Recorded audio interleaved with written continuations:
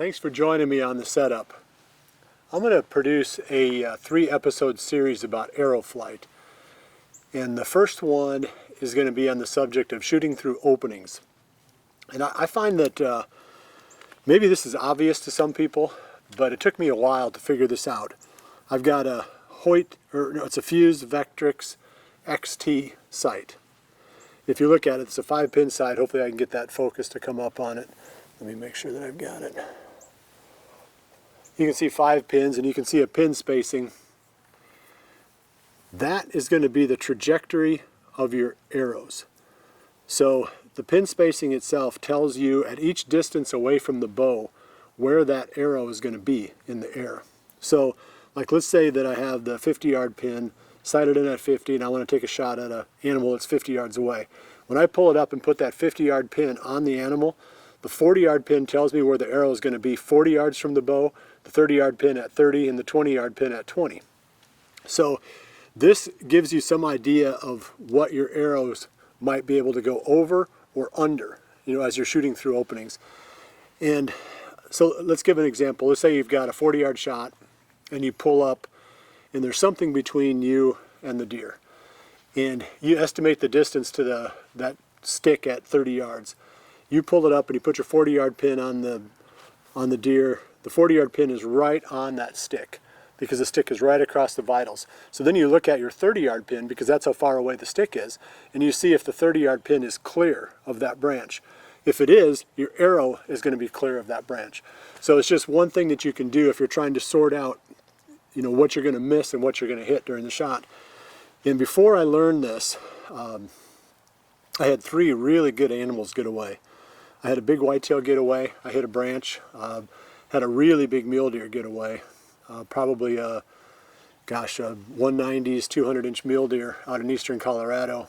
Hit a branch. No, I hit a branch on a big elk too out in New Mexico. Hit a branch on a woodland caribou up in Newfoundland.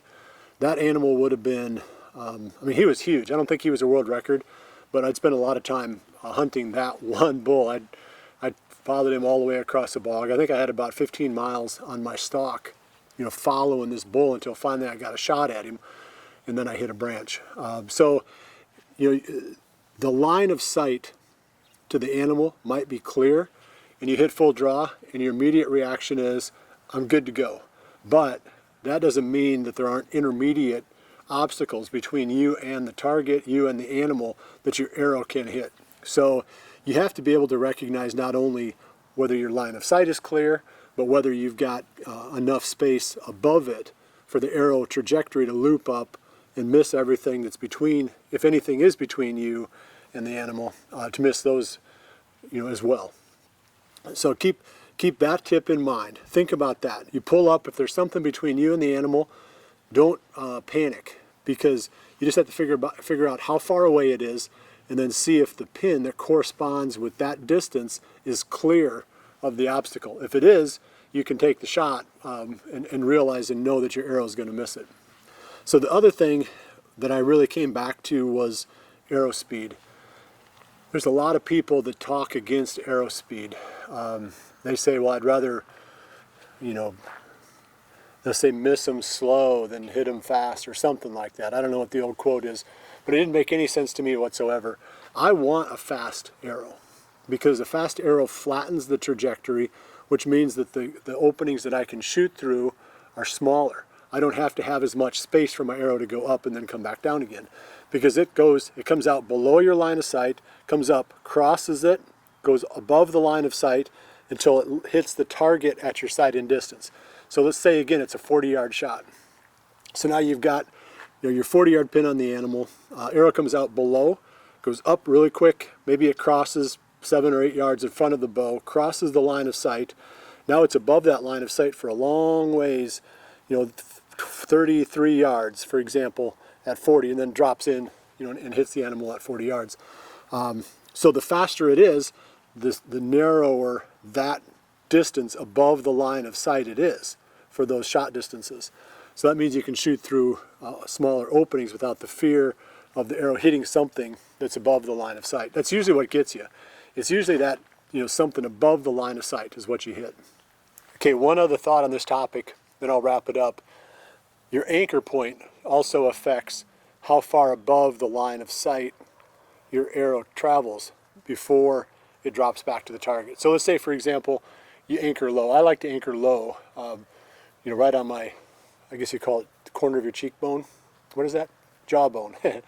Corner of your jawbone. That's where I put my index finger knuckle.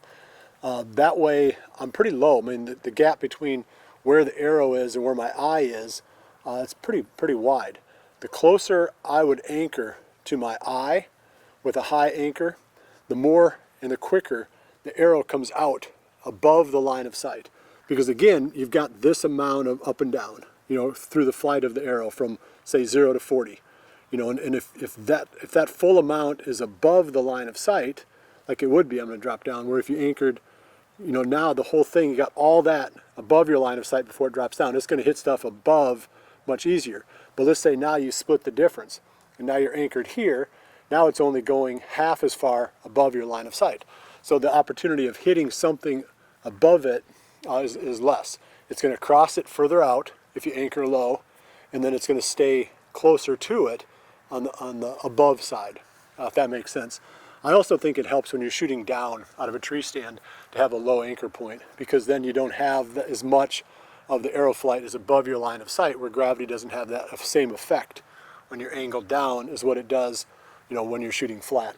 We'll talk about that in a later episode in this series. So I appreciate you joining me. I'm going to come back again next week, and I'm either going to talk about why we shoot high from a tree or why we shoot to the right from a tree stand. Those are the two next topics in this series on arrow flight. Well, thanks for joining me this week on the setup. I'll see you right back here again next week for the next episode, and remember to always dream big.